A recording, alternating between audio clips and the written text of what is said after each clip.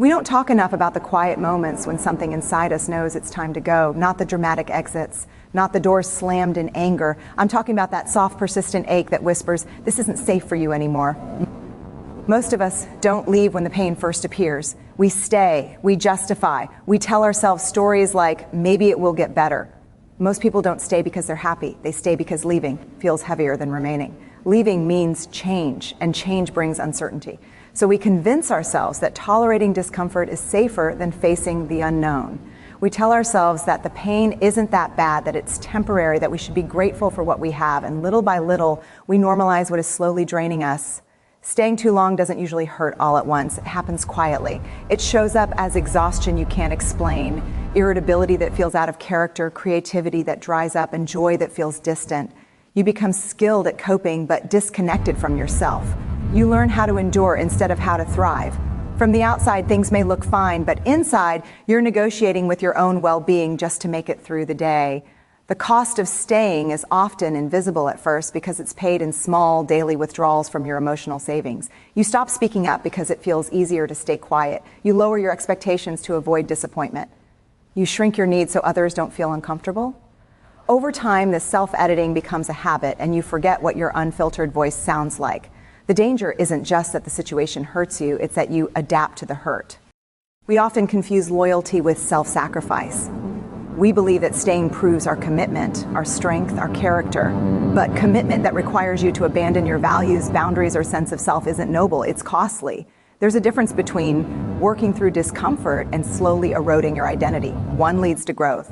The other leads to resentment and burnout. Leaving feels scary because it brings immediate pain, grief, guilt, loneliness, and the fear of being misunderstood.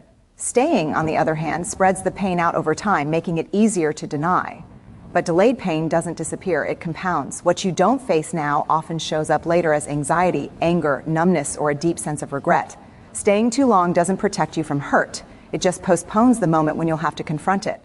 There is also the hidden cost of staying in places that no longer fit you. You miss out on who you could become. Every environment you remain in shapes you. When you stay somewhere that demands silence instead of honesty, endurance instead of integrity, you begin to believe that this is all you deserve. Your imagination for a healthier, fuller life starts to fade, and survival becomes your default setting. Leaving is not an escape from responsibility, it's a response to truth. It's acknowledging that your peace, values, and well-being matter enough to be protected. Yes, leaving will hurt, but it hurts with purpose. It creates space for healing, clarity, and alignment. Staying too long, however, asks you to pay with your sense of self. And that is a price far higher than the temporary pain of walking away. Pain has a way of frightening us into silence. When it shows up, our instinct is often to push it away, numb it, or explain it out of existence.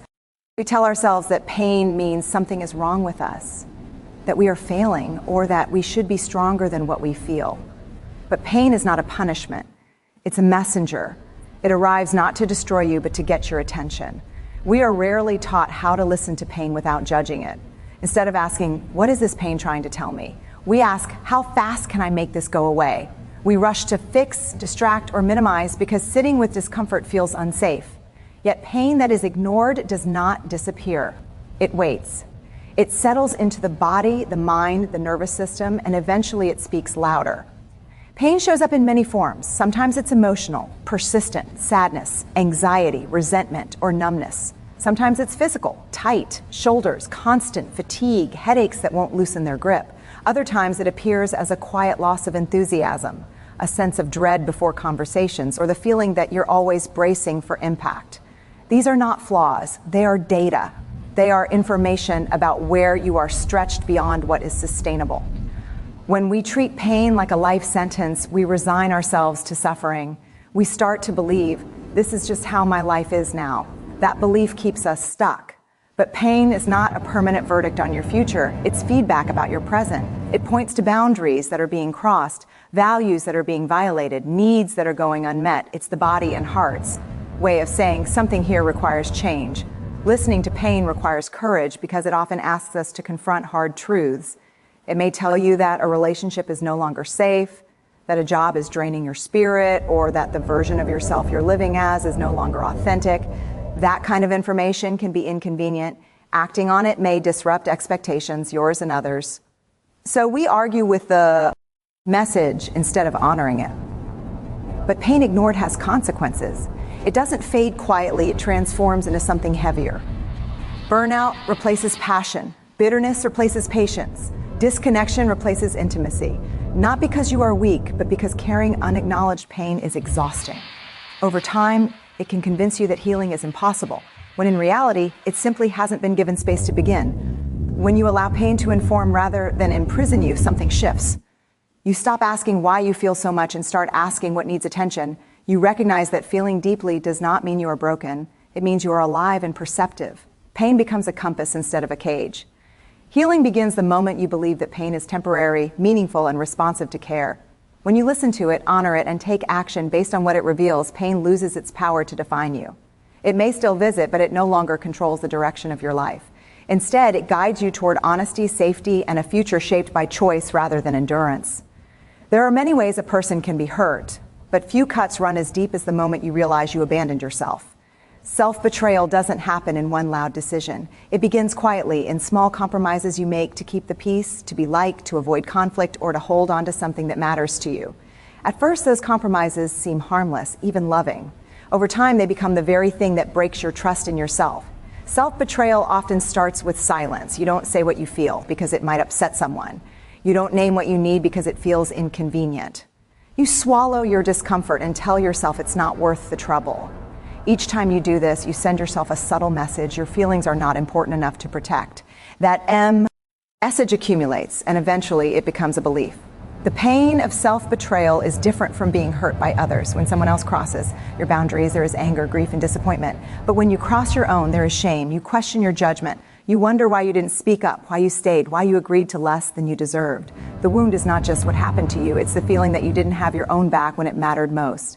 We often betray ourselves in the name of love, loyalty, or survival. We tell ourselves that good people endure, that strong people adapt, that choosing ourselves is selfish. So we learn to override our intuition. We ignore the tightness in our chest, the heaviness in our body, the voice inside that says something isn't right. Over time, ignoring that voice becomes easier than listening to it, but the cost is steep. We lose trust in our own instincts. When you no longer trust yourself, everything becomes shaky. Decision-making feels overwhelming. You seek constant validation because your inner compass feels broken. You stay in situations that drain you because you doubt your right to want more. This is the quiet devastation of self-betrayal. Not dramatic, but deeply destabilizing. Healing from self-betrayal doesn't begin with blame. It begins with compassion. You made those choices to stay safe, to belong, to survive, acknowledging that truth softens the shame and creates room for repair. The relationship that needs rebuilding first is the one you have with yourself. Rebuilding self-trust starts with small acts of integrity. Saying no when you mean no. Pausing before you agree to something that feels wrong. Allowing your discomfort to guide you instead of brushing it aside. Each honest choice is a repair stitch, slowly closing the rupture you felt inside, the deepest healing hap. Ends when you restore your commitment to yourself. Not perfection, but presence. When you promise to listen even when it's uncomfortable, to honor what you feel even when it complicates things. Self-respect grows in those moments, and with it, a quiet strength. Others may hurt you, disappoint you, or fail to show up. But when you stop betraying yourself, you ensure that you are no longer adding to the harm. And that decision, choosing to stand with yourself, is where wholeness begins. Leaving is often painted as weakness, a sign that you couldn't handle it, couldn't fix it, couldn't last. We grow up absorbing the belief that success is measured by endurance, that quitting is shameful, and that staying, no matter the cost, is something to be proud of. So when we reach the moment where leaving feels necessary, we don't just feel grief, we feel shame. We worry about how it will look, what it will say about us, and whether we have somehow failed. But leaving is not proof that you are incapable. Many times it is proof that you are finally paying attention. Self-respect begins with honesty. It requires admitting when something is no longer aligned with your values, your well-being, or your sense of self. Staying when a situation consistently demands that you suppress your voice. Tolerate disrespect or abandon your boundaries is not maturity, it's self-neglect. Leaving in those moments is a declaration that your inner life deserves protection.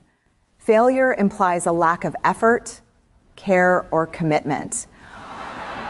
Most people who leave have given all three in abundance. They tried to communicate, they tried to adapt, they tried to make it work. Leaving usually comes after exhaustion, not indifference. It comes when the realization lands that continuing would cost more than stopping. That realization is not defeat, it's discernment. There's also a difference between discomfort that leads to growth and harm that leads to erosion. Growth challenges you but ultimately expands you. Harm diminishes you, chips away at your confidence, and leaves you feeling smaller than you were before. Self-respect means knowing the difference and having the courage to step away from what is breaking you, even if others don't see the damage. Leaving requires you to withstand judgment, both from others and from yourself. People may question your decision because it forces them to confront their own choices, or because you're leaving disrupts a system that benefited from your silence. Being misunderstood is painful, but staying in order to be understood can be devastating. Self-respect means choosing truth over approval. When you leave, you are not saying that everything was bad or that nothing mattered. You are saying that something mattered enough to act with integrity. You are honoring who you are becoming, not just who you've been. That choice takes strength, especially when it means letting go of familiarity, identity, or a future you once imagined. One of the clearest signs of self-respect is the willingness to stop negotiating your worth. You stop asking for permission to be treated with care. You stop explaining your boundaries to those determined to cross them. You recognize that your value doesn't need to be proven through suffering. Leaving creates space to heal, to breathe, and to rebuild trust with yourself. It doesn't guarantee ease, but it restores agency. You move from enduring your life to actively participating in it. That shift changes everything. So leaving is not running away. It is standing up. It is choosing self-respect over self-abandonment, clarity over confusion, and alignment over appearances. And that choice, even when it's painful, is not failure. It's the beginning of living with integrity. We often imagine courage as something public and celebrated. We picture standing ovations, supportive smiles, and validating words that reassure us we made the right choice. But some of the bravest decisions you will ever make will be met with silence, confusion, or criticism. Courage, in its truest form, is choosing yourself when no one is clapping, when the room feels cold and the only witness to your decision is you. Most of us are conditioned to look outward for permission. We want agreement, reassurance, and understanding before we act. We tell ourselves we'll be brave once we know it's safe, once others approve, once the consequences feel manageable. But waiting for external validation often means waiting forever. The truth is, alignment rarely arrives wrapped in applause. Choosing yourself can look selfish to people who benefited from your self-denial. It can feel threatening to those who are invested in things staying the same. When you change the rules by honoring your boundaries, you expose unspoken expectations and uneven dynamics. Not everyone will celebrate that. Some may minimize your feelings. Others may rewrite the story to protect their own comfort. That response can hurt deeply, but it does not mean your choice was wrong. Courage without applause is lonely. It requires you to tolerate being misunderstood without rushing to explain or over-justify. It asks you to stand in the discomfort of unresolved narratives, the urge to fix how others see you, to reclaim your image, to prove your intentions. Courage says you don't have to convince everyone to trust your own truth. There is a particular vulnerability in making decisions that feel right in your body, but look messy from the outside.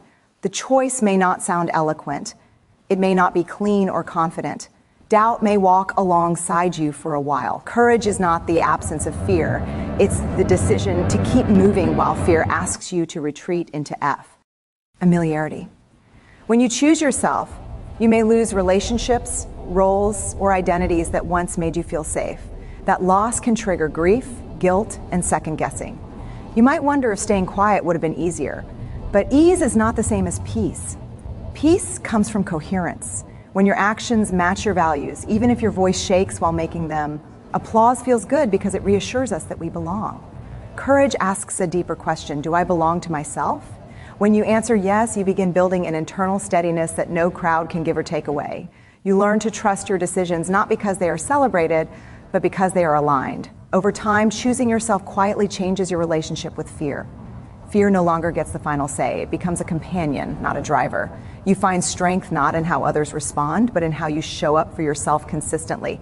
One day you may look back and realize that the moment no one cheered was the moment you became most honest, that choosing yourself without applause was not isolation, it was self-loyalty.